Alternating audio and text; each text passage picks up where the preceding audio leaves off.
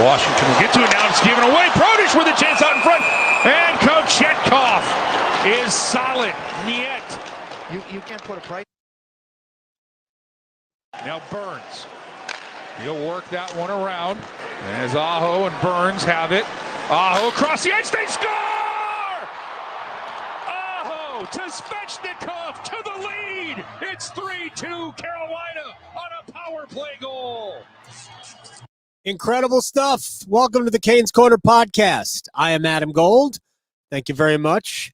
Into our little world where the Hurricanes power play is absolutely unstoppable. What planet is this? We're brought to you by the Aluminum Company of North Carolina. If it's for the exterior of your home, you can find it at the Aluminum Company of North Carolina on Hamlin Road in Durham. No place like it. Sammy Hanna's crew do a great job. And I thank you very much for shopping there if you need any exterior home improvements. Wow. There's like traffic in my brain with all the things we want to talk about. So let's just, I posed the question on the radio and I'll pose it here. If I had told all of you, around Thanksgiving, that the Hurricanes would have the best power play on planet Earth and be getting outstanding goaltending, and that's where Carolina would suddenly become the team that we thought we were going to see at the beginning of the season, you would have thought I was crazy, right? Now, I'm not kidding. The best power play in the league. Now, do I think they're going to continue with the best power play in the league? Probably not. However, if I could channel my inner Stephen A. Smith here, in the last 6 games, 5-game winning streak, but 6 games, 12 for 24 on the power play, 50%.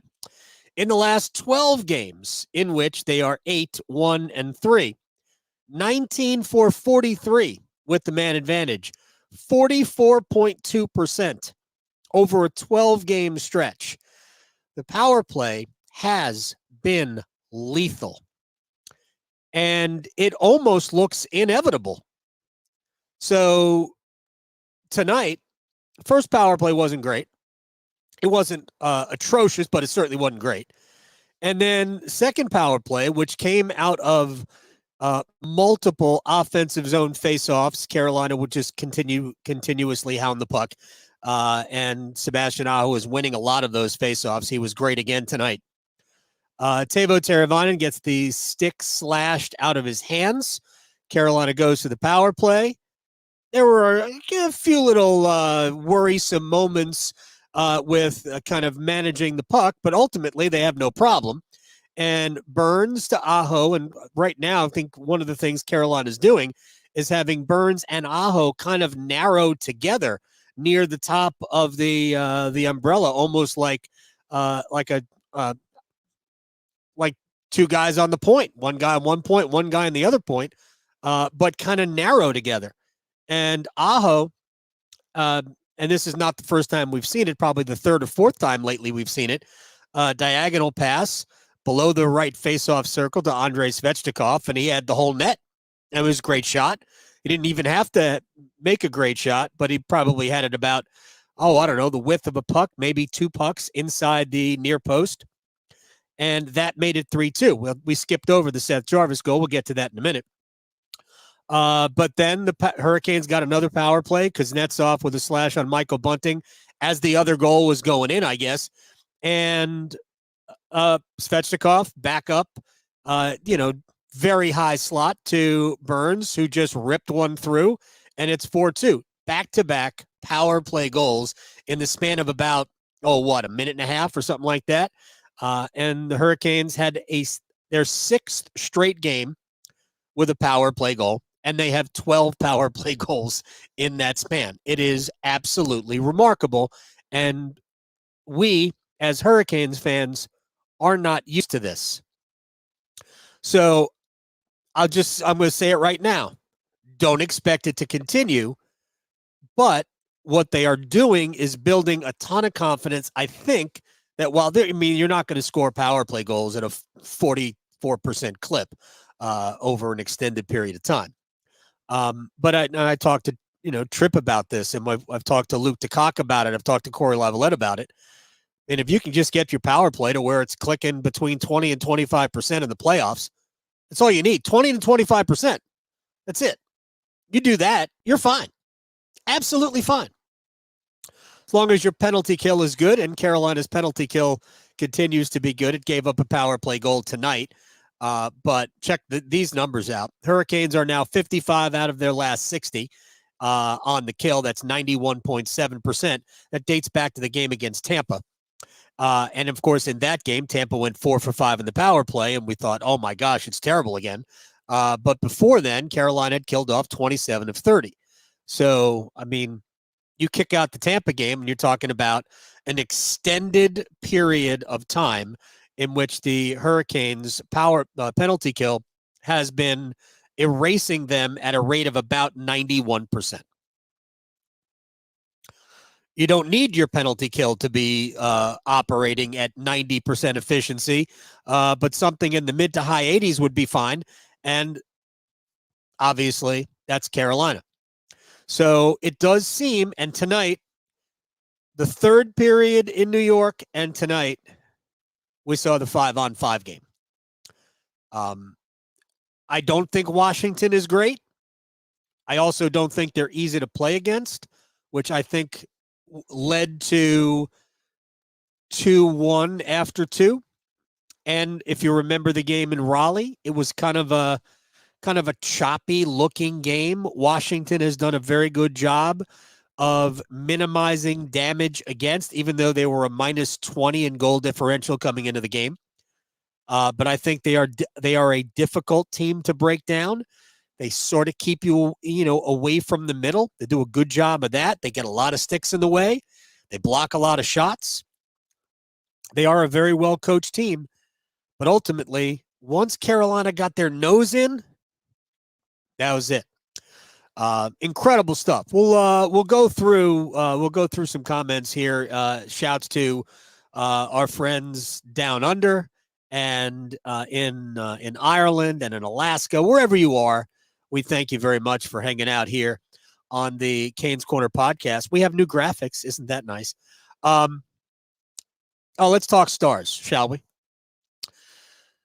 And it's going to sound like I'm just reciting statistics, but I guess that's what I'm doing, reciting statistics. Sebastian Aho, another 3-point night.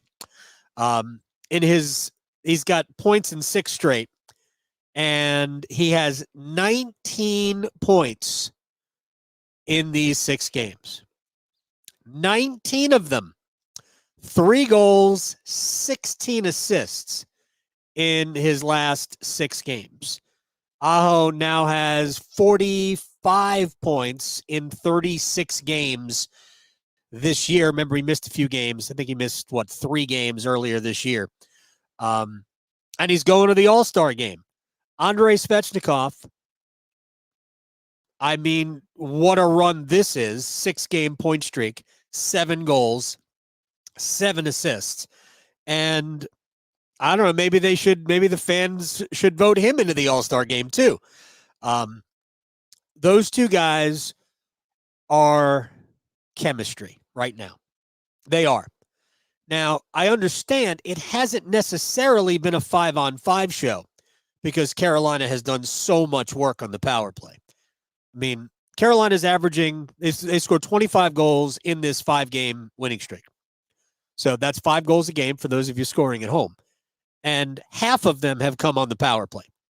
So just about 12 of them. Is it 12? No, it's 10, I think, in this run. Either 10 or 9 in the run, in the winning streak have come on the power play. So they scored a ton of power play goals. But they've been effective 5-on-5. I thought the line was great tonight, even though I think it might have scored 1 5-on-5 goal. Yeah, the Burns goal was with Aho, Svechnikov, and Teravainen on the ice. Because they're doing what you're supposed to do. They're doing what, they're playing within Carolina's structure. So that goal was a goal born out of a forecheck. Aho, Teravainen, and Svechnikov all combining. Svechnikov getting the final piece of the puzzle, getting it across to Burns for the goal. But they're playing that way. They're playing the style of the Canes, and they're doing it with a level of skill that will, if you create turnovers, will create goals. I said in the second intermission during the broadcast that I felt Seth Jarvis was going to have an impact in the third period. Now, it wasn't on his normal line with Stahl and Martinook, and we talked about this on Tuesday. I think Seth's digging playing with the captain, and I think he fits playing with them. So I think what you'll see Rod Brindamore do, given everybody's health, I think you'll see him leave Jesper Fast off that line for a while, let Seth Jarvis play there, because theoretically they should score. They have the puck a lot. They have a lot of scoring chances. Seth should get opportunities to score goals playing with Stahl and Martinook, who continue to play at an incredibly high level, in spite of the fact that they're both offensively, challenged. But Seth's going to score his goals. But the goal tonight that drew Carolina even in the third period was a Dmitry Orlov end-to-end rush. He runs out of real estate behind the net, gets kind of swallowed up, but the puck comes loose, and don't you know, Vasily Ponomarov pokes it up to Seth Jarvis, who slides it through Darcy Kemper. That makes it 2-2. And that is the perfect opportunity to talk about this kid, the second second-round pick in the Seth Jarvis draft. And he looks like he's a player. He had 6 goals and 14 assists in 20 games for the Chicago Wolves. And he's a center, and he played center when he was on the ice tonight. And they moved Jesperi Kotkaniemi to the wing. Kotkaniemi did not play a great game. There were a few Hurricanes that probably didn't play all that well. I didn't love Michael Bunting tonight. I didn't think Tavo was particularly great tonight. He made some plays, but I thought he struggled at times this evening. I didn't think it was a great Jalen Chatfield game tonight. And maybe not even a great Jack Drury game tonight. But, man, Carolina had enough guys play at such a high level. And, again, I don't think Washington is awesome. But Ponomarov could play, and he's a center. So we'll see what happens. I don't expect him to be here very long because Carolina wants it. He needs to play. You can't come up here and be a healthy extra. And you can't come up here and play 8-9 minutes. He needs to play. I believe Carolina looks at him as part of the future here. He is a very good player. And, I mean, he's not huge, but he's also not tiny. He's like Seth. He's 5'10". But he's a very good player, and he gets the assist on the Jarvis goal. And then the garbage time goal wasn't an empty netter. He beat Darcy Kemper, and he goes to one knee on a nice pass from Kotkaniemi after they create a turnover in the neutral zone, and that closed out the scoring at 6. But the kid can play, and it was really cool. Tough situation to basically arrive at an hour and a half before the game, right? So, and I remember going to training camp this year and wondering, oh man, I can't wait to see this kid play. And then he gets hurt on the first day of training camp. And it took him a while to get healthy, and then they sent him to the minor leagues because that's what they were going to do anyway. But had he not gotten hurt in training camp, he just might have made the team. And he just might have made the team, maybe even at the expense of Jack Drury, who might not even be here. The truth of the matter is Drury's been one of Carolina's best forwards the last month. And it'd be nice to have a bunch of really good young players who help dot your lineup and keep everything fresh and keep everything cheap.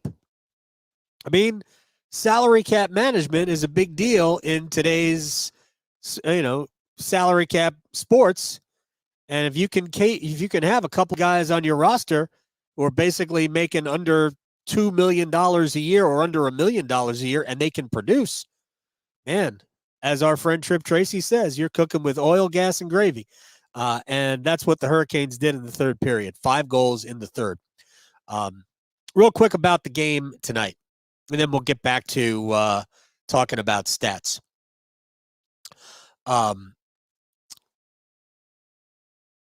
I thought for 2 periods, this game reminded me very much of the game we watched in Raleigh between these two teams, in that the Capitals have a way of, at least with the Hurricanes, I mean, I haven't seen a ton of the Capitals this year, but in the 2 games that I have watched intently, they have a way of just making the game look kind of ugly. Carolina had the puck for 40 minutes. It was just hard for them to create with it. And I mean, I thought in the first period it was more about Carolina than it was about Washington, but maybe I'm wrong. Maybe it was more about Washington. I thought in the second period it was more about Washington than it was about Carolina, just kind of choking off opportunities.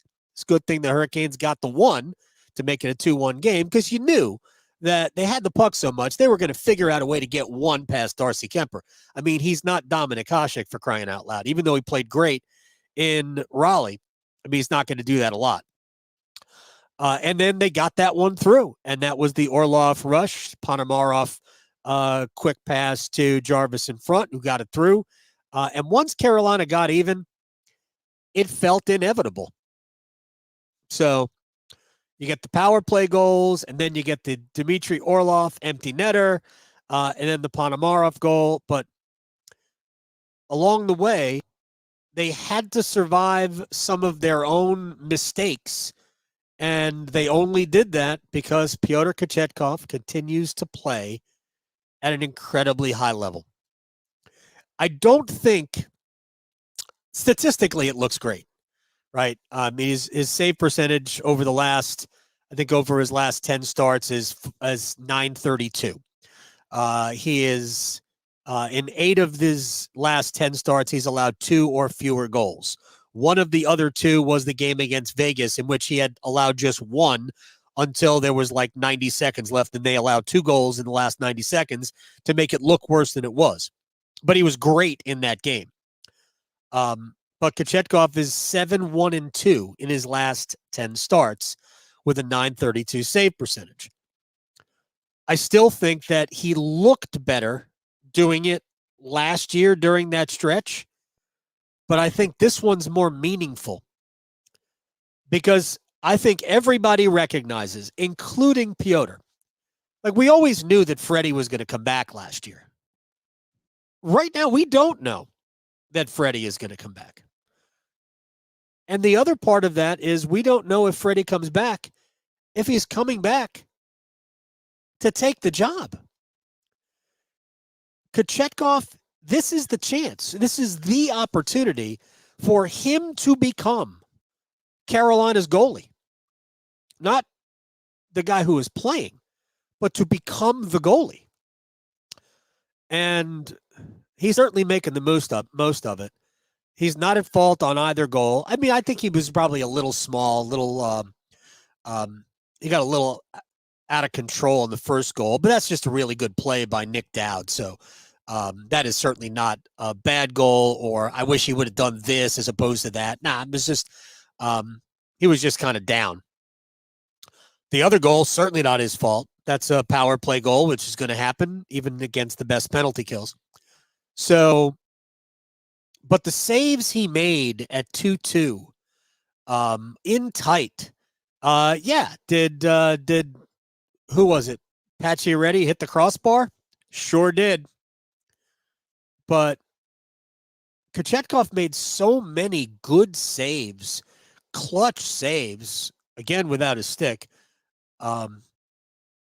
He is just breeding confidence in himself and the team's confidence in him.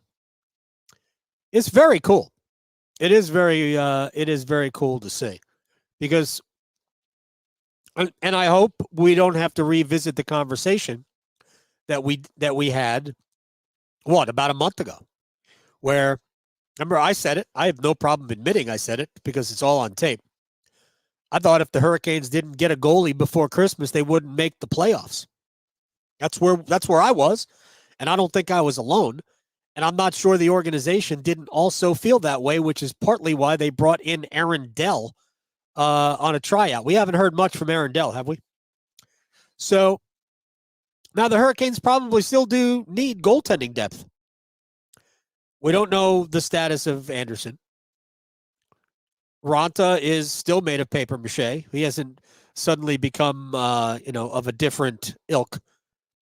And Kochetkov has also shown the ability to get nicked up. So they still need some goaltending depth. But Kochetkov is changing the calculus of what they're looking for. And the Hurricanes, that had to happen for the Hurricanes. Had to. But he has been absolutely dynamite over his last 10 starts. He's thrown in some bad games. Both games against the Islanders were no good. And I hope he gets another shot at the Islanders. I really do, because I think he needs to play well against them once. Because it's a team you may very well face in the playoffs. And the Islanders are good. Islanders right now, they're 2 points behind Carolina with a game in hand. So essentially, if the Islanders win that, obviously we know what the deal is. They're right there. Carolina's advantage is that they have won more games in regulation or in overtime as opposed to a shootout. But the Hurricanes, I'd like to see Kochetkov get another crack at the Islanders, because I think he needs that. He needs to be able to handle them. We don't need Kochetkov going into a playoff series without having had any success against New York. But I'll run through some numbers here in a second. So let's see what we have here. Let's see. Josh says, per Corey, my friend Corey Lavalette, Dell on his way to Ontario. I don't know if that means he's going home or if that means he is being shipped out to a minor league. Let's see. I like Ponomarov's game. He comes equipped with some. He's a dynamite player, dynamite young player. Again, he's a second round pick, middle of the second round in the Seth Jarvis draft. So they do a pretty good job of drafting in this organization.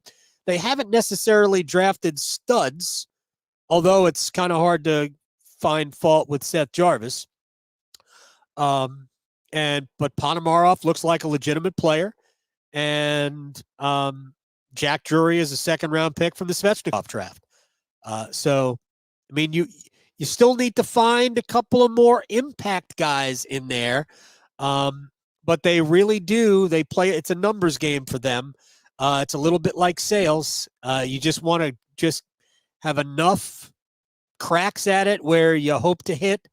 Maybe you strike it rich in a couple. And I don't know, maybe Ponomarov is one of those, second round picks who become like Sebastian, right? Aho was a second round pick, not a first round pick. Let's see. Freddie is still looking for a doctor's green light to play. Just real quick about the Anderson stuff. So now I'm trying to remember how long ago it was. I think it was probably right around Thanksgiving. Was it around Thanksgiving? The middle of December, when Don Waddell told me that Freddie Anderson was going to get back on the ice in a week to 10 days. And it was not a report. This was not speculation. This is just what Don Waddell said. And my thought was, hey, cool. Could have Freddie back by February. Well, obviously that's not going to happen. We're a week into January now. I don't believe Freddie is skated. It's going to take probably a month or so before, once he starts skating, for him to get back on the ice, for him to get back, into the swing where he can play. So my guess is we're looking at best case scenario, Anderson, middle of February. And at this point, I think Freddie's coming back to be goaltending depth, which is fine. But somebody said at the outset that it's possible that Waddell was saying that publicly, so so people would kind of maybe to give Carolina a little bit more leverage, or just not to appear very desperate. That may very well be the case. No idea what the plan was, or if there was a setback. Do not know. But that's what just a thought about Frederick Anderson. Honestly, I just want him to be healthy. I don't really care if he plays or not. It's not.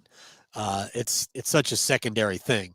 So, I mean, you have blood clotting issues, you could die. So, let's just get him. Let's just get him healthy. About lineup tomorrow. I think it depends on whether or not Steph Nason is well enough to play or Natchez can play. I think Rod Brindamore showed you today he does not want 11-7. 11-7 was a necessity tonight so they could dress 20 players.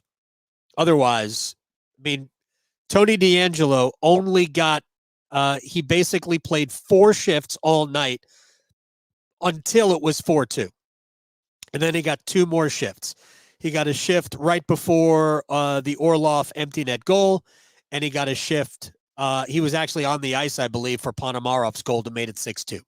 So that was it. DeAngelo played under 4 minutes tonight. He had 6 total shifts. He was on the ice for the first goal, and it was either he or Jack Drury who was culpable, who lost coverage on Nick Dowd. Rod doesn't want to do 11-7 if he can help it. Tonight he had no choice. So that's what they're going to do. I think they're going to, if either Natchez or Nason can get back on the ice, then they'll play it 12-6. They'll just play it straight up, and we'll see Ponomarov center the 4th line against St. Louis. But I'm looking forward to watching him play again. The kid was absolutely fun. First, let's just real quick contrast these 2 games that we saw this week. The game against the Rangers in New York and the game tonight. The game against the Rangers, to me, was a power play game. That's where Carolina dominated the game on the power play in the first period. After that, it was about goaltending. It wasn't great, but the third period was awesome. The third period was how it's supposed to look. Tonight, even though they had a hard time breaking through, tonight was, again, more how it's supposed to look. And I would say the last 4 periods for Carolina have been Carolina Hurricanes hockey. Again, Washington not as good as the Rangers, so you can theorize that it's easier, but it has certainly been very, very good the last 4 periods. All right, real quick, back to Sebastian, who had 3 points tonight. Andrei Svechnikov, 3 points tonight. Brent Burns, 3 points. Dmitry Orlov, congratulations to him. It was an emotional night for him. I thought he played well. I thought, he creates the goal, really does create the goal that makes it 2-2. The empty net goal was a thing of beauty from long distance. Just a high toss that was on target and made it 5-2. But the run that Aho and Svechnikov are on right now at the same time, this is a McDavid Draisaitl-esque run. Not even kidding. Last 6 games, they both scored. They each have a 6-game point streak. Aho, 3 goals, 16 assists. Svechnikov, 7 goals, 7 assists in the 6 games. So let's do that math, shall we? 33 points combined in 6 games for those 2. If you have them both on a fantasy team, you're in first place. It's been a while since the Hurricanes have been able to say stuff like that, right? It's been a while since the Hurricanes have been able to say that we have the best power play in the league. Crazy. All right, we'll get out of here. We're brought to you by the Aluminum Company of North Carolina. If it's for the exterior of your home, you can find it at the Aluminum Company of North Carolina on Hamlin Road in Durham. I'll answer one more question here in a second. Sammy Hanna and his crew do a great job. You should check them out online, aluminumcompany.com. From Josh, if everybody gets healthy, does Rod let Kokaniemi sit to get his mind right and let Ponomarev play. I think we all know Rod Brindamore well enough to know that that will not happen. Just won't. Doesn't mean that Ponomarev, they won't find ways to get him into the lineup. Somebody's ill or if somebody's hurt. But, yeah, that's not Rod's style. It just isn't. He doesn't bench players. He knows who he's got to have. They need Kokoniemi. They either need Kokoniemi to play well to help them, or they need Kokoniemi to play well to be attractive in a trade. Kokoniemi, you're not going to healthy scratch Jesperi Kokoniemi. Has he played well the last 3 weeks? No, he has not. But there's a good player in there. I don't think there's a great player in there, but I think there's a good player in there. And I think there's a useful player in there. And Rod's not going to bench him. It's not that we have to remember who we're dealing with. Rod is not that coach. He is not the, I'm not even going to pull out a name, but he is not the coach that's going to bench guys who are just struggling a little bit. Now, if you're not trying, if the effort's not there, yeah, but we don't have any problems with effort on this team ever. All right. Got to go. We'll see you tomorrow night after the Canes and the St. Louis Blues. It's a little bit later start. I think it's an 8:00 start because State has a basketball game. So we'll be joining you from the arena. I won't be nearly as cold as I am right now. Until then, I appreciate you hanging out with us on the Canes Corner podcast. Give us a rating, review. You can do whatever you like in terms of stars, but I think you like it, right? So until tomorrow, good night.